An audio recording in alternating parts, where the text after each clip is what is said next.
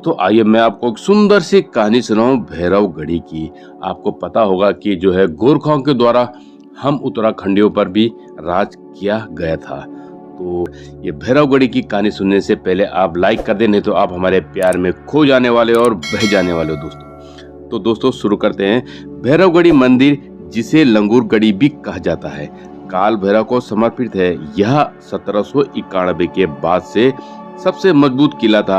यह स्थान कोटद्वार शहर से लगभग 40 से 42 किलोमीटर दूर कीर्ति खाल में स्थित है। भैरवगढ़ी मंदिर शांतिपूर्ण और पवित्र स्थान है। पर्यटक भैरवगढ़ी मंदिर से पर्वत श्रृंखला देख सकते हैं। भैरवगढ़ी मंदिर तक पहुंचने के लिए निकटतम railway station Kotdwar railway station है और निकटतम हवाई अड्डा जौली ग्रांड हवाई अड्डा है। स्थानीय लोगों ने जुलाई से अगस्त के बीच भंडारे का आयोजन किया है। तो आप कभी भी जाएंगे इस माह में तो आपको भंडारा वहां पे मिलेगा। पानी की सुविधा है, दुकानें वहां पर हैं और सीढ़ी दुमानों में इतना बड़ा वो भी नहीं कि आप वहां पे पैदल कितना जाओगे। पैदल लगभग 2 से 3 किलोमीटर, लिखा तो 2 किलोमीटर है लेकिन लगभग 3 किलोमीटर लगता है। 1 से 1.5 घंटा आराम से आपको चढ़ने में लग जाएगा और आने में थोड़ा कम समय लग जाएगा दोस्तों।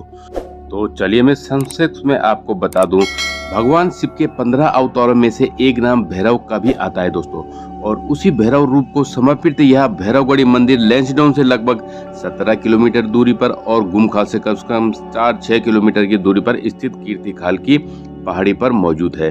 कालनाथ भैरव को सभी चीजों काली पसंद होती है और इसीलिए भैरव के लिए मंडवे के आटे का प्रसाद बनाया जाता है, जिसे रोट कहते हैं। भैरवगढ़ी स्थित भैरव को गढ़वाल मंडल का रक्षक भी माना जाता है। भैरव के साधक और पुजारी आज भी भैरवगढ़ी चोटी पर जाकर सिद्धि प्राप्त करते हैं।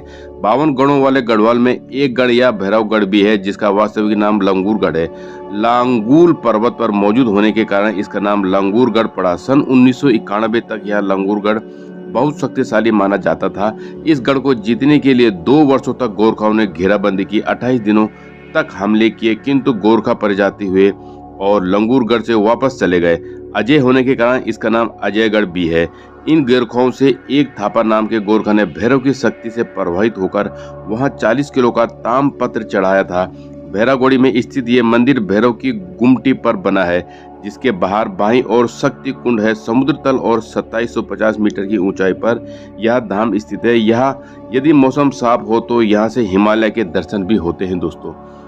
तो जो भैरवगढ़ी के मंदिर की पुरानी कथा के अनुसार है, तो मैं वो कथा शुरू करने जा रहा हूँ। तो कहा जाता है कि भैरव बाबा पहले कुमाऊं में थे, लेकिन जब कुमाऊं पर गोरखाओं ने अपना पूर्ण अधिकार कर लिया तो उन्होंने वहां के लोगों पर अत्याचार करना शुरू कर दिया। वहां के लोग गोरखाओं के अत्याचार से परेशान होकर गढ़वाल की तरफ आने लगे। जो लोग कुमाऊं में भैरव बाबा को पूजते थे वो भी भागकर गढ़वाल आ गए, तो उनके साथ ही भैरव बाबा भी यहाँ गढ़वाल आ गए। गढ़वाल में बाबा ने पहले अलग अलग जगह पे वास किया, फिर हनुमानगढ़ी गए, जो कि लंगूरगढ़ी से थोड़ी सी ही दूरी पर एक पहाड़ी है, और उसकी पूजा होने लगी। फिर अंततः भैरव बाबा ने भैरवगढ़ी यानी कि लंगूरगढ़ी में अपना निवास स्थान किया। भैरवगढ़ी में वहाँ एक चीड़ के पेड़ के अंदर अवतरित हुए। पहले यह जगह खाली पहाड़ी थी। आसपास गांव के लोग इस पहाड़ी पर गाय चराने आते थे, तो रोज एक गाय इस चीड़ के पेड़ के पास आकर अपना दूध उस पेड़ को देकर चली जाती थी। ऐसे ही दिन बीतते चले गए। गाय पेड़ को दूध देकर चली जाती। रोज गाय का मालिक शाम को दूध निकालने जाता तो गाय में दूध ही नहीं होता था। तो गाय के मालिक ने सोचा कि मैं इसको चुपके देखता हूँ। तो जब वह उसके पीछे करते हुए गया तो उसने देखा कि गाय तो अपना दूध रोज चीड़ के पेड़ को दे आती है।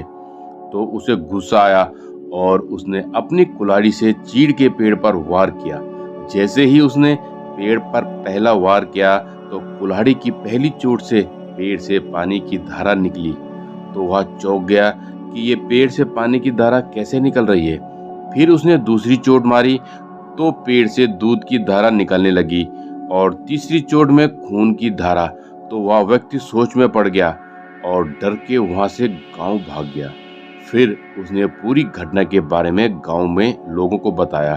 उसी रात भैरव बाबा गांव के एक व्यक्ति के स्वप्न में आए और उन्हें बताया कि मैं उस जगह एक पेड़ में वास करता था और एक व्यक्ति ने उस पेड़ को हानि पहुंचाई।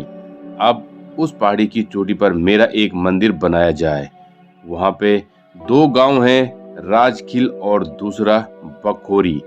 तो दोनों ही गांव वालों ने आपसी सहमति से निर्णय किया कि राजखील गांव के लोग जो डोबरियाल थे वे मंदिर के पुजारी होंगे और बखोरी गांव के लोग जो रावत थे वो मंदिर की सेवा करेंगे।